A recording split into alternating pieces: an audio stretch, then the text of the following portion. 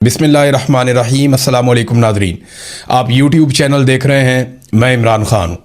तीन अहम तरीन ख़बरें हैं और मैं इन तीनों ख़बरों के ऊपर रहूँगा, इससे बाहर नहीं जाऊँगा क्योंकि ये तीनों ख़बरें इमरान खान से मुताल्लिक़ हैं, आने वाली तहरीक से मुताल्लिक़ हैं और उनकी सेहत से मुताल्लिक़ हैं। और अलीमा खानम ने क्यों कहा कि मोहम्मद मुर्सी की तरह इमरान खान के साथ किया जाएगा, हक़ाइक़ क्या है, मैं आपके सामने रखता हूँ। सबसे पहले तो सुहेल अफरीदी साहब ने एक बड़ा अच्छा कदम उठाया और ये बड़ा बोल्ड कदम है। यानी किसी भी सूबे का वज़ीर आला या वज़ीर आज़म पाकिस्तान या 3 दफ़ा वज़ीर आज़म रहने वाला नवाज शरीफ या पाकिस्तान का फील्ड मार्शल जो बहुत उन्हें ज़हीन कहा जाता है, इनमें से कोई भी मीडिया को इस वक्त फेस नहीं कर सकता। कोई भी इस तरह मीडिया से मिलकर सख्त तरीन सवालात नहीं ले सकता।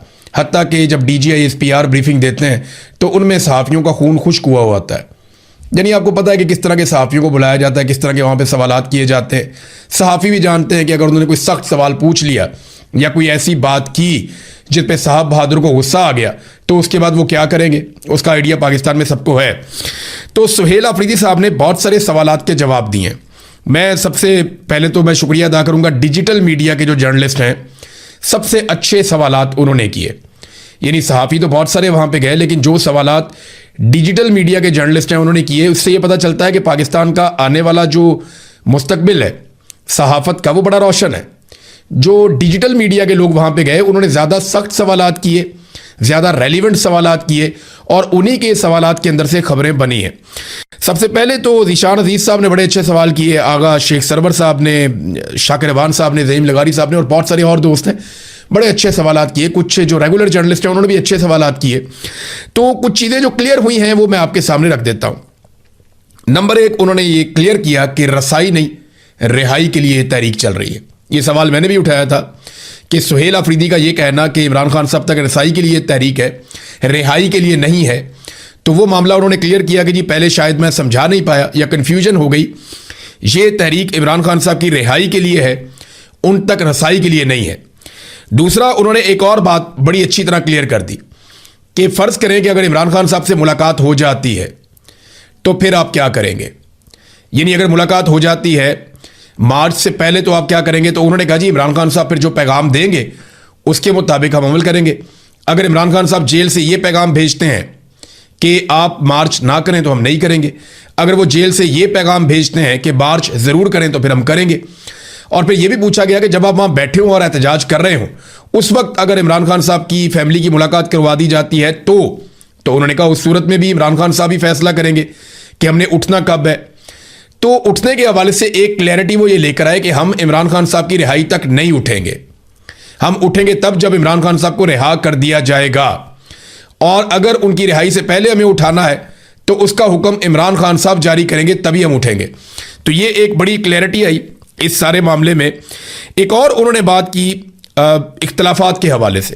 उन्होंने कहा जी जो इख्तलाफात है पार्टी के अंदर वो ख़त्म हो जाएंगे और 1 हफ्ते के बाद आपको किसी किस्म की कोई इख्तलाफात पार्टी में दिखाई नहीं देंगे। ये बड़ा इंपॉर्टेंट है। उन्होंने कहा कि अली अमीन गंडापुर और मैं, हम दोनों को आप एक कंटेनर पे देखेंगे, हम मिलकर तहरीक चलाएंगे और हो सकता है कि हम अलग अलग जगहों पर फैल के तहरीक चलाएं। हो सकता है हम एक तरफ बढ़ना शुरू कर दें। जो भी लायामल होगा वो हम आखिरी हफ्ते में बताएंगे, अभी हम इसकी तैयारियां शुरू करेंगे।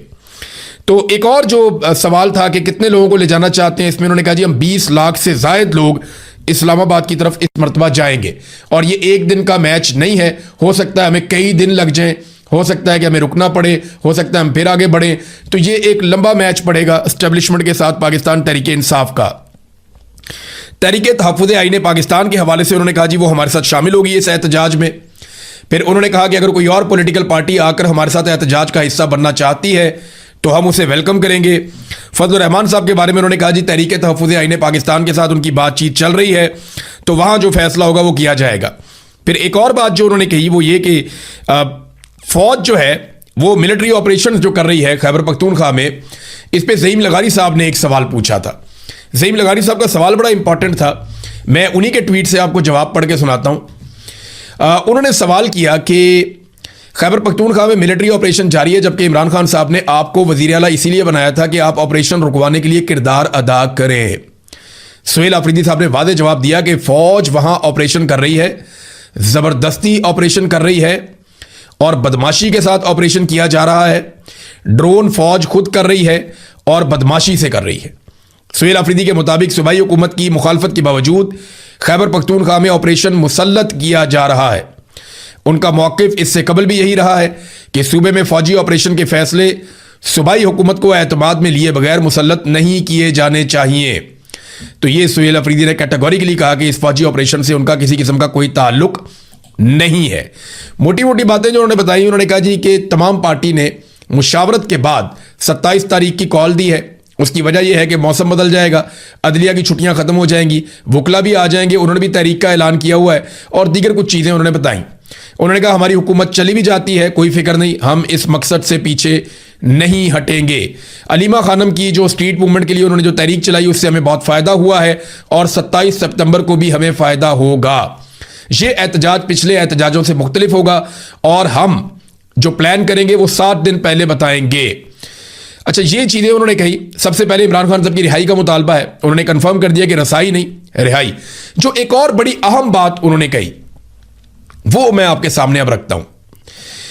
उन्होंने कहा कि मुझे धमकी दी गई कि अगर तुम लॉन्ग मार्च का ऐलान करोगे तो 5 दिनों के अंदर तुम्हें फारिग कर दिया जाएगा, यानी तुम्हें नाअहल कर दिया जाएगा। यह सुहेल अफरीदी साहब ने बातों बातों में बताया। इस पे ज़ीशान अजीज साहब ने सवाल किया कि आपको धमकी दी गई तो धमकी देने वाला कौन है जिसने आपको धमकी दी कि आपको 5 दिन के अंदर फारिग कर दिया जाएगा अगर आपने लॉन्ग मार्च का ऐलान किया तो एक बात तो आप अपने जहन में। अच्छा, इस पर उन्होंने जवाब जो दिया सुहेल अफरीदी ने कि सेक्टर कमांडर ने धमकी दी थी। फिर बाद में मैंने चंद सहाफ़ियों से रब्ता किया तो उन्होंने कहा जी ये पेशावर का सेक्टर कमांडर नहीं है, ये भी कंफर्म किया गया। अब ये दो ही हो सकते हैं, या इस्लामाबाद का हो सकता है या पेशावर का सेक्टर कमांडर हो सकता है। तो जब ये खबर आई कि पेशावर का नहीं है तो फिर तो ये इस्लामाबाद का सेक्टर कमांडर होगा, उसने ये धमकी दी है। अब देखें, जो एक लॉन्ग मार्च का ऐलान है ना, ये एक पॉलिटिकल मूव है। इसकी आइन और कानून में इजाजत है कि आप पुरअमन एहतजाज कर सकते हैं, आप लॉन्ग मार्च कर सकते हैं। ये कोई गैर आइनी और गैर कानूनी चीज नहीं है। इसके ऊपर अगर कोई सरकारी मुलाजिम या कोई फौजी ऑफिसर जिसने हलफ लिया है कि वो सियासत में मुदाखलत नहीं करेगा, अगर वो एक मुंतखब वजीर आला को जो करोड़ों लोगों का नुमाइंदा है उसको अगर धमकी लगाता है और उसे ये कहता है कि मैं तुझे नाअहल कर दूंगा 5 दिन के अंदर अगर तूने लॉन्ग मार्च का ऐलान किया तो सेक्टर कमांडर की ये धमकी जो है वो उसके हलफ से गद्दारी है और उसके ऊपर आर्टिकल 6 लगना चाहिए। अब सुहेल अफरीदी साहब ने ये तो बता दिया कि सेक्टर कमांडर ने ये कहा है। DGISPR रोज आकर ये कहते हैं और उनके बाकी लोग भी रोज ये कहते हैं कि जनाब हमारा सियासत में कोई किरदार नहीं है।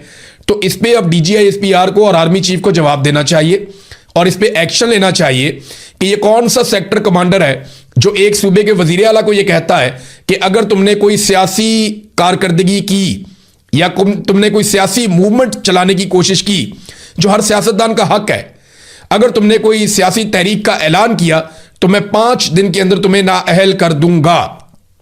यह है कौन?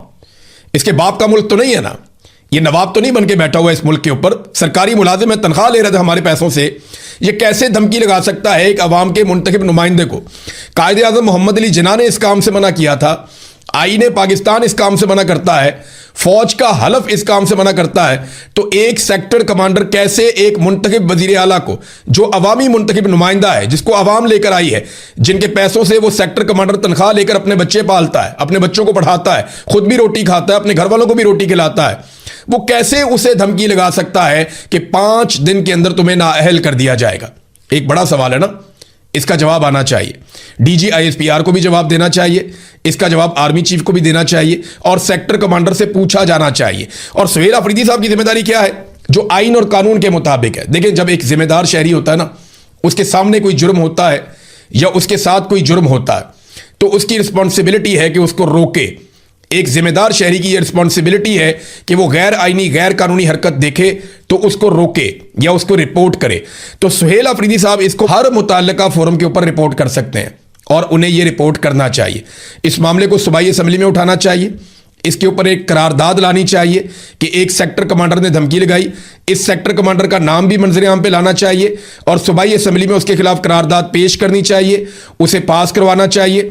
इस मामले में पुलिस को FIR दर्ज करने का कहना चाहिए। अगर पुलिस FIR ना दर्ज करे तो मजिस्ट्रेट के पास जाना चाहिए और उससे ऑर्डर लेना चाहिए कि यह FIR दर्ज की जाए, क्योंकि वजीर आला को धमकाया गया है कि तुम्हें नाअहल कर दिया जाएगा अगर तुमने लॉन्ग मार्च का ऐलान किया तो। और इसके साथ साथ जीएचक्यू को लेटर लिखना चाहिए, बाकायदा डीजीआईएसआई को भी लिखना चाहिए कि आपके सेक्टर कमांडर ने धमकी लगाई है, ताकि निज़ाम एक्सपोज तो हो ना। तो ये वजीर आला को फौरी तौर पर इकदाम लेने चाहिए, ताकि आइंदा के लिए ये रास्ता तो बंद हो गया। जो आता है दिल करता है धमकी लगाता है, जो आता है दिल करता है गिरबान पकड़ लेता है, जो आता है वो कहता है जी मैं फैसला करूंगा बंद कमरों के अंदर। तो नाजरीन, अब एक और, ये तो हो गया सुहेल अफरीदी वाला चैप्टर, बहुत सारी चीजें उन्होंने क्लियर की हैं, लेकिन इम्तिहान बड़ा सख्त है। सुहेल अफरीदी साहब पे तनकीद के बहुत निश्तर चले, बहुत ज्यादा। सुहेल अफरीदी पे इमरान खान साहब ने भरोसा किया था। ये वो वक्त है जब सुहेल अफरीदी अपने आप को अगर साबित करना चाहें तो वो कर सकते हैं। या उन्हें बाजी लगानी पड़ेगी जान की। जितना बड़ा आपको ओहदा मिलता है, जितनी बड़ी आपको इज्जत मिलती है, उतना बड़ा आपका इम्तिहान भी होता है। तो सुहेल अफरीदी को अपने लीडर की तरह इम्तिहान में सुरखरू होना पड़ेगा।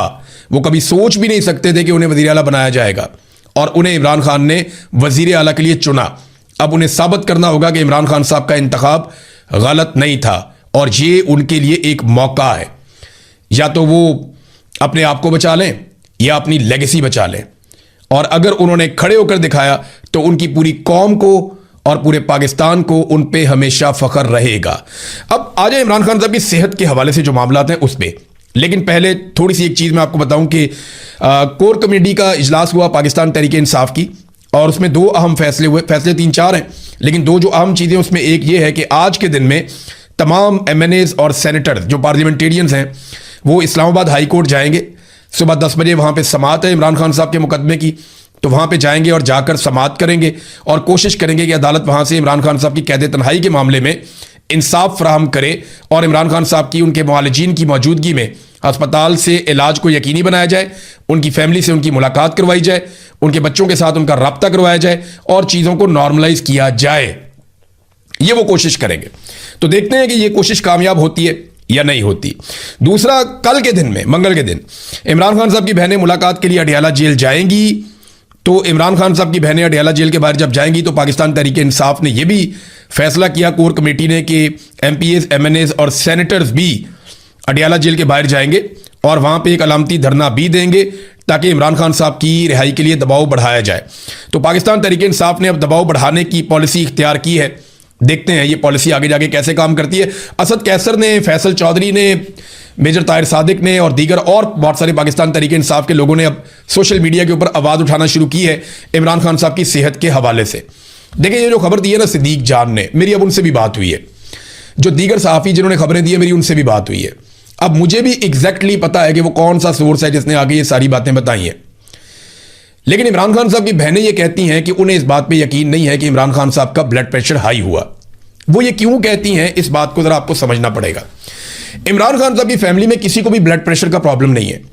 ये ब्लड प्रेशर का जो मसला होता है ना, ये अमूमन फैमिली के साथ आता है, ख़ानदान में होता है, किसी ना किसी को चल रहा होता है तो आगे मुंतकिल हो जाता है। तो उन्हें यह लगता है कि क्योंकि ख़ानदान में किसी को भी ब्लड प्रेशर का मसला नहीं था, तो ऐसे इमरान खान साहब को बैठे बैठाए ये प्रॉब्लम हो नहीं सकता। दूसरा, उनका ये मानना है कि इमरान खान साहब रोज़ाना 4-4 घंटे, 3-3 घंटे एक्सरसाइज करते हैं। तो जो आदमी अपनी फिटनेस का इतना ख्याल रखता हो, रोज़ाना की बुनियाद के ऊपर वो एक्सरसाइज करे, उसका ब्लड प्रेशर का मसला कैसे हो सकता है? ये भी सवाल उनके दिमाग में है। और इस वजह से उन्हें लगता है कि नहीं, ब्लड प्रेशर का मसला इमरान खान साहब का नहीं हो सकता, क्योंकि उनके पास डायरेक्ट कोई इंफॉर्मेशन नहीं है। लेकिन जो लोग इंफॉर्मेशन दे रहे हैं वो बड़ी पक्की इंफॉर्मेशन दे रहे हैं। मुझे अब सोर्स का भी पता है, लेकिन मुझे नहीं लगता कि वो सोर्स बताना चाहिए किसी की इजाज़त के बगैर।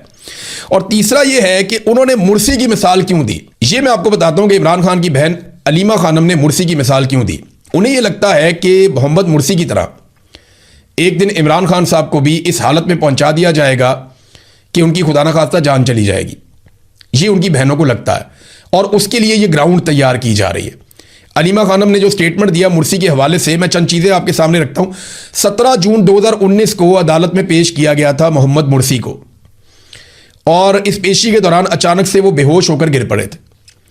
फिर उन्हें अस्पताल में ले जाया गया, तो अस्पताल की इंतजामिया ने बताया कि वो मुर्दा हालत में आए हैं। सरकारी बयान के मुताबिक उनकी मौत जो हुई थी वो दिल के दौरे से हुई थी, लेकिन उनका ख़ानदान, मुस्लिम बरादरी और बहुत सी बैनुल अक़वामी इंसानी हकूक़ की तंजीमें, हत्ता कि अक़वाम मुत्तहिदा, ये मानते हैं कि उन्हें कई साल तक सख्त कैद तन्हाई में रखा गया, उन्हें मुनासिब तिब्बी सहूलतें नहीं दी गई, और यही वजूहात थी कि उनकी सेहत बिगड़ती गई। और बिलाखिर उनकी मौत हो गई। अक़वाम मुत्तहिदा के एक आज़ाद माहिर ने भी बाद में कहा था कि उनकी कैद के हालात और जो कुछ भी उनके साथ हुआ, नाकाफ़ी तिब्बी सहूलियात थी उनके पास, तो उनकी जो कबल अज़ वक्त मौत हुई है उसके पीछे ये सारी वजूहात थीं जो जुल्म उनके साथ किया गया। तो सरकारी मौक़िफ़ ये कहता है कि दिल का दौरा पड़ा था, जबकि उनकी फैमिली और उनकी पार्टी और सारे लोग कहते हैं कि नहीं, दिल का दौरा नहीं पड़ा था। और याद रखिएगा, मोहम्मद मुर्सी ने भी यही कहा था अपनी कैद के दौरान कि अगर मुझे कुछ हुआ तो उसके लिए जिम्मेदार फील्ड मार्शल सदर अब्दुल फत्ताह अल सीसी होगा, जो इस वक्त वहां पे सरबराह है, जो इस वक्त भी वहां पे हुक्मरान है। मैं आपको चीजें डॉट कनेक्ट करके दे रहा हूं। 2013 में मुर्सी को गिरफ्तार किया गया। ये पहले बाकायदा वहां पे सदर थे जो जमहूरी तरीके से आए थे। 2013 में इन्हें गिरफ्तार किया गया। उसके बाद इन्हें कैद तन्हाई में डाल दिया गया। इनकी फैमिली की मुलाकातें बंद कर दी गई, वकला की मुलाकातें बंद कर दी गई, और इन 6 सालों में ज्यादातर अरसा इन्हें कैद तन्हाई में रखा गया। मुर्सी की हालत बिगड़ती गई, उन्हें अदालत में पेश किया गया और उनका इंतकाल हो गया। हुकूमत ने कहा यह तो दिल का दौरा पड़ा है। 2013 में जब उन्हें गिरफ्तार किया गया तो बहुत बड़े पैमाने पर एहतजाज हुए थे और सैकड़ों लोग मारे गए थे। लेकिन 2019 में जब उन्हें हार्ट अटैक आया तो उस वक्त तक उनकी ताकत तोड़ दी गई थी। वहां की मिलिट्री एस्टेब्लिशमेंट बहुत ताकतवर हो गई थी और उन्होंने हर किस्म के एहतजाज को दबा दिया था। लेकिन आज तक मिस्र पूरे तरीके से खड़ा नहीं हो पाया। इनके 2 बेटे भी गिरफ्तार किए गए थे। जो कुछ इमरान खान साहब के साथ हो रहा है वही मोहम्मद मुर्सी के साथ हुआ था। इमरान खान साहब की फैमिली के लोग भी गिरफ्तार हुए।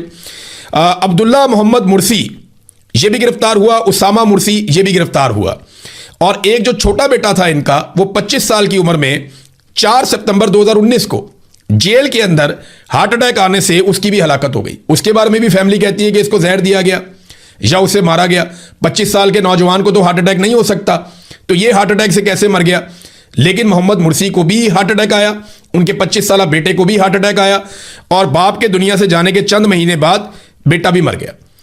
अब मोहम्मद मुर्सी के बारे में आलमी सतह पे बार बार यह कहा जाता है कि अल सीसी ने उसको कत्ल किया, क्योंकि उसने अपनी जिंदगी में कहा था कि अगर मैं मरा या मुझे कुछ हुआ तो उसके लिए जिम्मेदार अल सीसी होगा। यह कहा था कि फील्ड मार्शल जो अल सीसी है वो जिम्मेदार होगा, जो जबरदस्ती वहां पे सदर बन के बैठ गया। तो ये है नाजरीन मुर्सी की कहानी जो इमरान खान साहब की बहनें बताती हैं। बिल्कुल एग्जैक्टली इमरान खान साहब के हालात उसी डगर पर चल रहे हैं।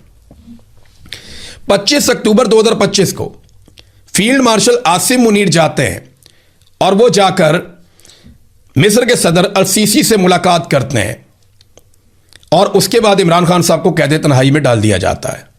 समझ आ रही है आपको बात की।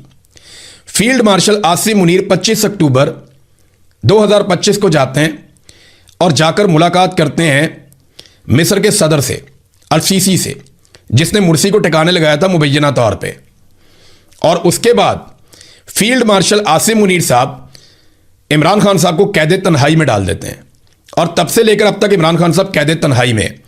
तो जो कुछ अल सीसी ने किया मुर्सी के साथ, अल सीसी से मुलाकात के बाद उसी पैटर्न के ऊपर चल रहे हैं फील्ड मार्शल आसिम मुनीर साहब। वो भी फील्ड मार्शल, ये भी फील्ड मार्शल।